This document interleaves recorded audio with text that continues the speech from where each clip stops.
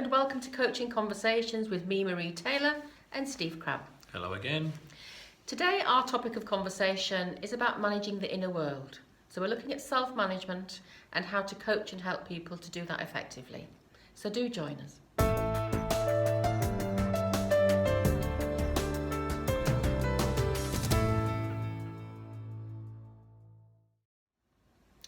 So Steve, let's think about this question of why is self-management important and how do we help clients to look at that? Okay.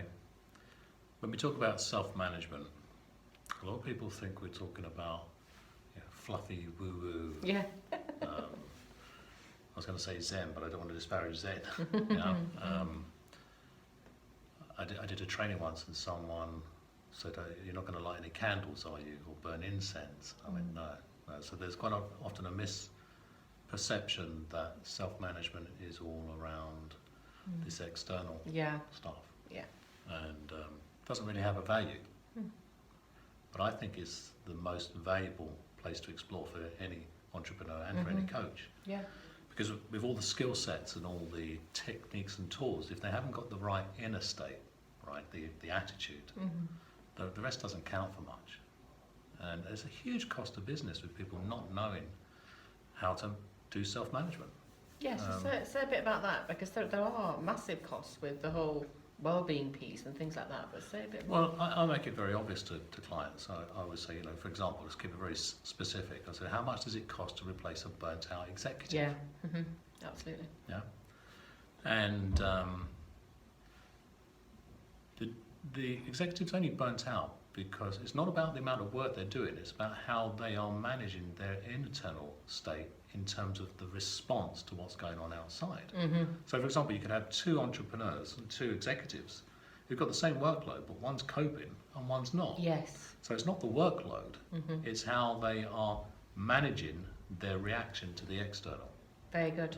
So if you're thinking about this issue around, internal self-management, what couple of tips do you have on how people might work with people on that? Where do you start with this Yeah. one? I mean, it's actually a topic of mine, which is a real favourite, because with the therapy background and the one-to-one coaching background, and also the sports coaching background. For example, in sports, people have to show up. They might have been training for 4 years for the Olympics. They don't just hope they have a good day. They want to be able to show up.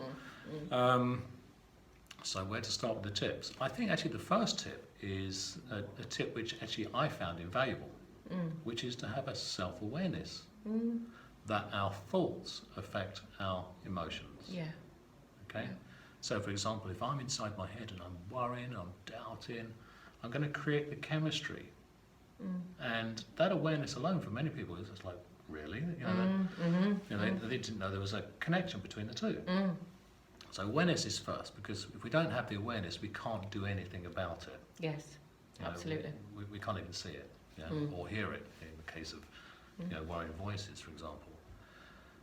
So I think it's good to spend some time with clients to give them that self-awareness that they're thinking, whether it's auditory, internal dialogue, or whether it's the pictures that they're making affects their internal state.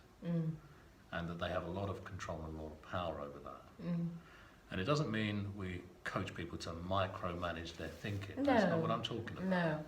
No. There's a lot of interest about mindfulness. It seems to be one of the new buzzwords.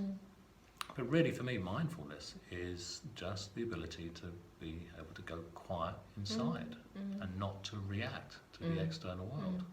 So it's a state management piece, isn't it, really, in terms of what you're saying? And I guess the thing that I'm picking up from what you're saying is also that for coaches, for us to help people to do that, presumably we have to be able to do that ourselves and go there first. Oh, totally. Before working with the client. Yeah, absolutely. I think it's so important for the coach to learn how to do self-management. Yeah. Otherwise there's an incongruency. And also think about this. The coach shows up and they've had a bit of a tough day, and the client shows up and they've had a bit of a tough day. Yeah. Where's the coaching going to go? Yeah. Yeah. It's gonna be hard. Whereas as a coach, we show up and we get a clean state. I call it a clean state, quiet mind, get ourselves centered, get ourselves grounded, And the client may still show up with all their baggage, but we can now coach them from a place of congruency to get in a better state to then do some decent coaching. Yeah, so that kind of clean state, quiet mind might be something that we talk about further at another time. Yeah, it's a great area to explore. So, in answer to your question about some tips, I think making people aware is the first thing. Yes. Yeah, that in and of itself can make some huge differences. But I also think making people aware of the hidden costs of not doing it is so important. Yeah. You know, poor states affect decision making, affect the ability for people to show up and be engaged in whatever they do. You know, there's huge cost to it, and we're not even talking about the dysfunctional behaviour that most people use to manage states. Yeah. There's massive costs. So I think it's and in teams too, it can, you know, inability to manage state for a leader can have a big impact on a team. Yeah, absolutely. Or one person's state can bring down the other person's state, but none of that needs to happen. So, you know, I think this exploring the inner world is a really valuable subject of a conversation for any coach. Thank you. That's great. Thanks very much. Okay. So, if you have any questions about anything we've talked about today, please do email either Steve or I. And again, you know, do join us in our LinkedIn group, Business Coaching and Mentoring. Next time we meet, our conversation will be about trusting in yourself and trusting in others and thinking about the value of the team. So do join us next time. Speak to you soon.